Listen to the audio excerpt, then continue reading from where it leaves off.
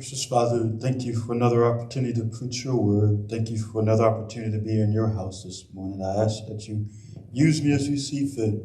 Guide my words this morning. This is I pray in your Son Jesus' name. Amen. Amen.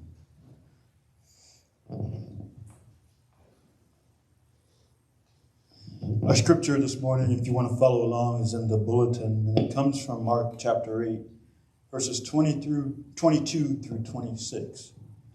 And it says these words: They came to Bethsaida. Some people brought a blind man to him and begged him to touch him. He took the blind man by the hand and led him out of the village. And when he had put saliva on his eyes and laid his hands on him, he asked him, "Can you see anything?" And the man looked up and said, "I can see people, but they look like trees walking." Then Jesus laid his hands on his eyes again, and he looked intently, and his sight was restored, and he saw everything clearly. Then he sent him away to his home, saying, "Do not even go into the village." Just for a few moments this morning, I'd like to use for a theme a second look. A second look. One Friday evening when I was stationed in Yuma, Arizona, I had a very, very long week, and I was sitting at the bar of my very favorite restaurant there, and I just finished this very delicious meal, and the bartender came up and said, "Do you want some dessert?" I said, "Well, what do you have?" She said, "Well, we have chocolate souffle." And she said chocolate souffle, and I stopped her right there and said, that's exactly what I want. Because chocolate souffle at this restaurant I went to was Carla Renee's, and she didn't always make chocolate souffle. She probably made it once or twice a month, and when it was there, I wanted it because it was my favorite thing. And as I sat there waiting for my chocolate souffle to come out, I kept looking over my shoulder, watching every waiter that came or waitress that came out, and wondering if what they were bringing out was for me. And finally, they kindly brought the chocolate souffle over to me. And I was like a little kid on Christmas morning. "This is my chocolate souffle." She said, "Enjoy." And I said, "Thank you, I will." And I turned my attention to this dessert. And all I could think of was, this is going to be yummy in my tummy. My mouth started to water as I anticipated the spoonful of this chocolate souffle. And I smiled as the spoon got closer to my mouth, and I closed my eyes in anticipation of this warm chocolate glob caressing my taste buds. And as it was in my mouth, but the smile quickly disappeared as it wasn't what I thought it was, and I almost spit it across the bar. I thought maybe it was just too hot, and so I waited a few minutes and let it cool down, and I tried it again, and it was the exact same reaction. I was mad and disappointed, just like a little kid on Christmas morning that was expecting his favorite toy to be his present, only to get socks and underwear and some other clothes. Yeah. As I sat there in disgust, I called Carla over. She's the owner of the restaurant, and I said, "There's something wrong with the souffle." She gave me a weird look, so I repeated myself, and she continued to look at me kind of weird and said, "Okay." She grabbed the souffle, and as I saw her walking back to the kitchen, I saw her stick her finger in it and take a look, and instantly her face turned in disgust. A few minutes later, she came out and explained the situation. "Van, we messed up the recipe.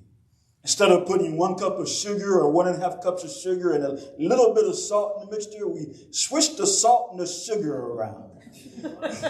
Yeah, she explained, they take precautions to keep this from happening by using color-coded measuring cups. One color is for the sugar and another color is for the salt. However, when she went back to inspect and took a second look at what was in the measuring cups, she realized the chef had put the sugar in the salt measuring cups and the salt in the sugar. The color coding was standard procedure, and they had been using it for many years, but this time they messed up. If they had taken a second look to ensure the sugar and salt were in the right measuring cups, the problem would never have occurred.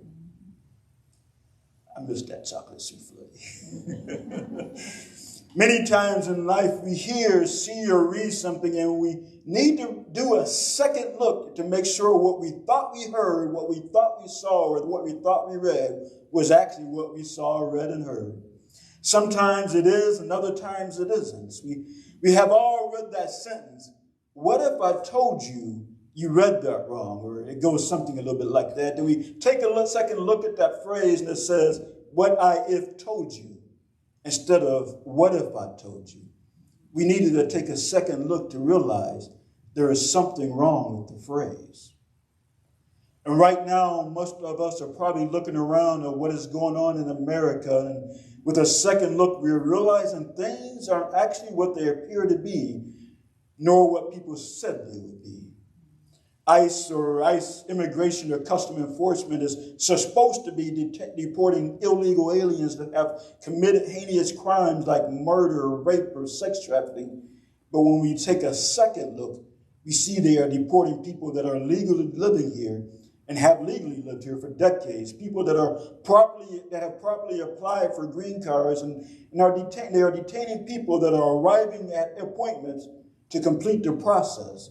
Even small children without their parents. We're told terrorists will be paid for by the country supplying the United States with the goods. And they are or they will be, but when we take a second look, we realize that the cost of the terrorists will be passed on to the consumer, us. We are told that blacks commit a disproportionate amount of crimes and make up half of the prison population, even though they only make up 13% of the United States population. But with a second look, we find that the percentage is actually 38%, and that in the United States, 53% of the exonerations are black Americans. 53% of exonerations are black Americans, and 55% of murder exonerations are blacks. These numbers tell a different story, and that is that the system is racially biased. A candidate for president claimed that he was the best president for blacks and other minorities since Abraham Lincoln. And during his campaign, as we saw many blacks and other minorities surrounding him. But on a second look after the inauguration, we don't see those people in any key positions.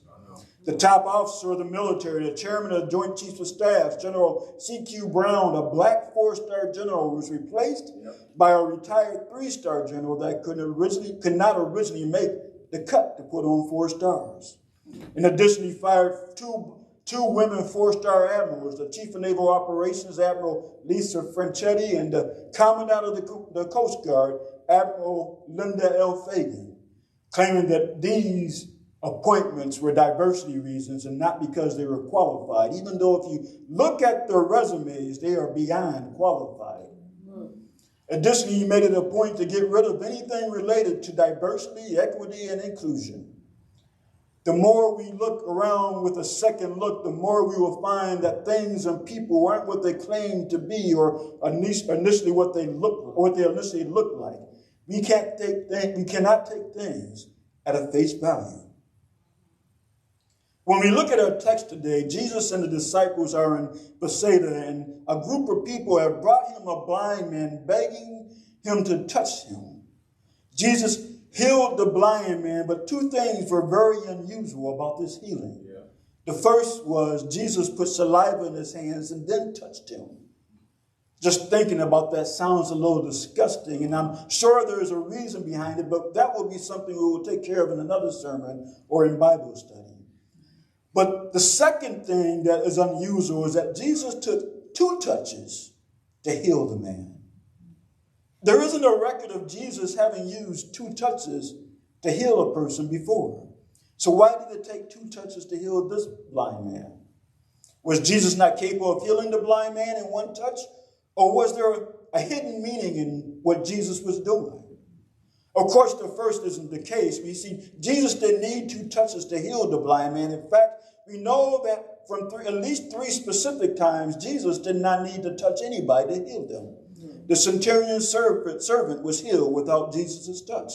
The Canaanite woman's daughter who was possessed by a demon was healed without a touch. The 10 lepers were healed without a touch. And actually, Lazarus was raised from the dead without a touch. So why did Jesus use 2 touches? The thought that among many scholars is that Jesus was teaching the disciples a lesson.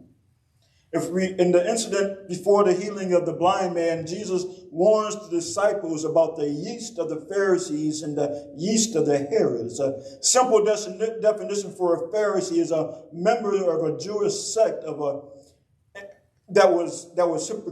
was hypocritical, and a simple definition of a Herod or Herodian is somebody that was in a political party against Jesus.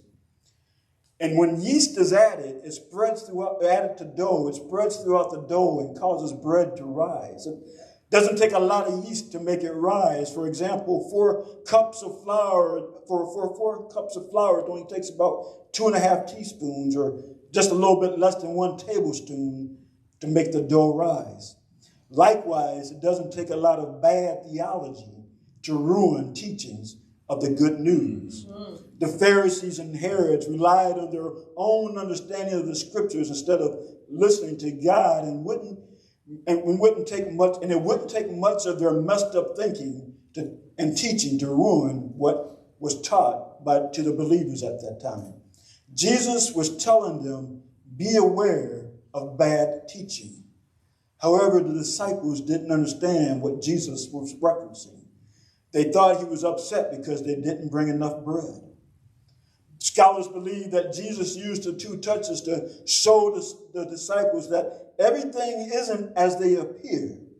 Jesus touched the blind man the first time and healed him enough so that he was able to recognize people running, but they looked like trees. So Jesus touched them a second time, and after the second time, the man was able to see clearly.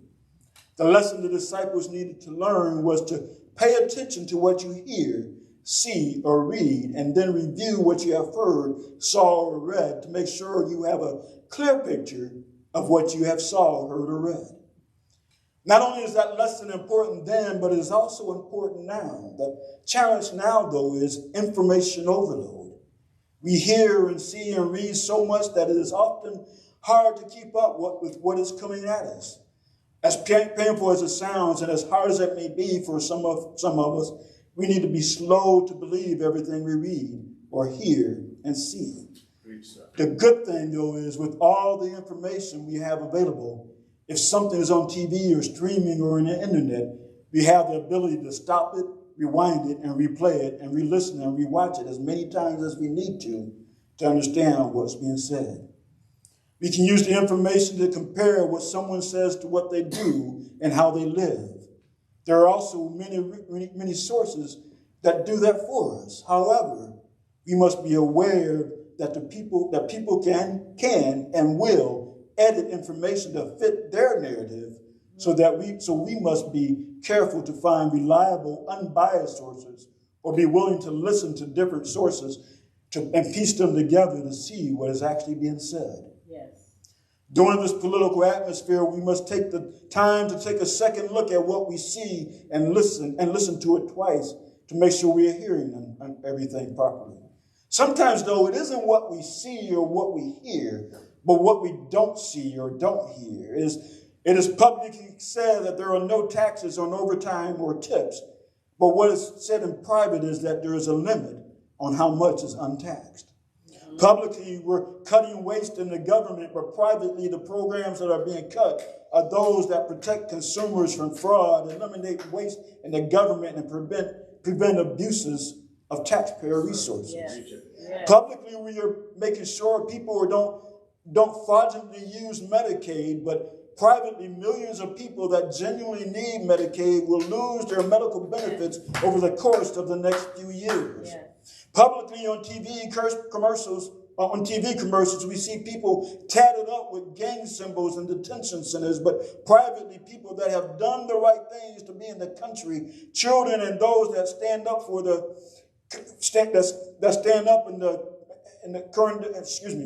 those that stand up against the current administration are being hunted down, detained, and deported by ICE. If we go back and listen to the campaign of the current administration, we will hear that the candidate told Christians, if you vote for me, in 4 years, you don't have to vote again. We'll have it fixed so good, you're never going to have to vote. The candidate didn't say we will have it fixed so good the next presidential candidate will have it easy. Not we are going to have the country running smoothly in 4 years. Not even we are going to do such a good job that we will wonder why we ever voted Democrat. But if you vote for me, we will have it fixed so good, you're not going to have to vote again. When you hear this the first time, it sounds like we will have everything fixed, and it will be easy to decide who to vote for. Yeah. However, when you actually listen to what was said, the idea is there won't be another election because we will fix the system. Mm-hmm. Pay attention, you will see evidence of fixing it so we don't have to vote.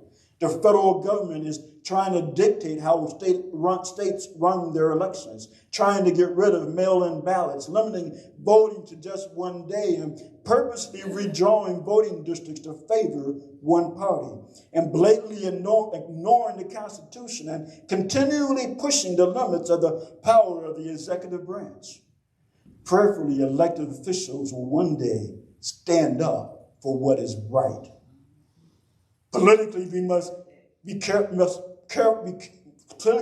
carefully listen and watch, then carefully listen and watch a second time for what is said, actually said, heard, and seen. But not only must we give a second look to political leaders, but we also must do so with these so-called spiritual leaders. They're just like the Pharisees and Herods in Jesus' times, that there are people that will twist the word of God to make it fit their ideas and motives. They looked the part. They claimed to be disciples of Christ and preachers of his word. But when we look at their lifestyles, we don't see the characteristics of the fruit of the Spirit. We don't see love and joy and peace and patience and kindness and faithfulness and gentleness and self-control. Instead, we see greed and deceit and envy. We hear words that sound like what Jesus said, or what sounds like the gospel is about. Maintaining good values in the homes, making sure schools are teaching the right things, and making sure the country is taken care of. But when we listen carefully a second time, the message is erasing the true history of the United States, making sure only certain groups of people are allowed to reap the benefits of the United States. However, when we give a second look to others, when we point our fingers at others, we have to remember that there are still 3 fingers pointing back at us. Yeah. So we also need to take a second look at what we tell ourselves and what we say we are doing. We set goals for ourselves to eat healthier, to exercise more, to spend less money, to read our Bibles more, to participate in morning devotions. And for a few days or a few weeks, we do okay. And then we skip a day here. Then we skip a day there. Then we skip another day here and another day there. And we tell ourselves we're doing all the things we have to do, and we believe it. But if we take a second look at what we are saying and what we are doing compared to what we are really doing, we would be surprised. The first fruit shows the fruit and the veggies in the refrigerator, but if you look in the garbage, we will find more candy and fast food wrappers than banana peels and apple cores. The first look says we have been working out more because we just pulled out our workout clothes from the washer and dryer, but when we open our workout logbook or our workout app, we realize we haven't been in the gym for more than 3 weeks. The first look says we have more cash in our hands, but when we look at our credit card statements, we realize that we have spent several $100s in the past week, and we really can't account for our spending. The first look shows the Bible is open where we can find it instead of buried underneath a bunch of stuff but when we look at, or our phone app is one of our most used apps on our phone, so we think we're doing our devotions every day and maybe only missing 1 or 2 devotions, but when we look at our Bible at a devotional book, we realize that it's been nearly 2 weeks since we've actually read our Bible or done a devotion. And I'm not trying to jump on your toes or anything like that, because I can relate to each one of these things that we have done. I have some bananas that are a little more brown than yellow right now. And I have some workout clothes that have not been used in about a week now. But taking a second hard, honest look at ourselves, our lives, can be very scary and very intimidating. But we must do it if we are to reach our financial health goals and grow closer to Christ. A final thought about why we need to do a second look at everything we see and everything we hear. This morning, as I was checking to make sure the Mevo camera was working on YouTube and Facebook, a Facebook friend reported a quote that reads, "Stop watching porn, stop smoking weed, stop drinking endlessly, find yourself back in church that will reorient your life, and do what the church tells you to do. Find a woman, marry her, provide for her, have more kids than you can afford." That's my advice for young men. Don't play the victim, and even though you can legitimately play the victim card, the mindset of victim is a parasite to your soul. The Facebook friend, she went on to say how much she admired this person's courage, their intelligence, their influence, and his advice after watching a few of his vehicles. The Facebook post was supposed to be a memorial to the person that passed away. The person happened to be Charlie Kirk. And we should not ever be happy about someone's death, nor should we celebrate their assassination, no matter their political views. However, before we admire someone, we need to make sure we know the whole story. If she was to take a second look at what he has actually said, he has said blacks are better under Jim Crow laws. He said black women do not have the brain to process and the brain processing power to otherwise be taken really seriously. You had to go steal a white person's life, to be taken seriously. And if I see a black pilot, I'm going to be like, hey, is he really qualified? Before we declare our heroes, before we put somebody on a pedestal, before we blow them up in our minds, we need to take a second look at all of their quotes and their whole character. No one will ever be perfect. Only one person that walked this earth was perfect. We will all have our mistakes in our past. We have said some things that we regret saying and done some things that we regret doing. But when we look at a person's character, that tells a lot about them. So when you're looking at people, do your second look at their, not just what they say and their quote that's big and that's highlighted in the newspaper, but do a second look at their quotes that are hidden away and a second look at their character. Remember, whatever you see, whatever you read, whatever you hear,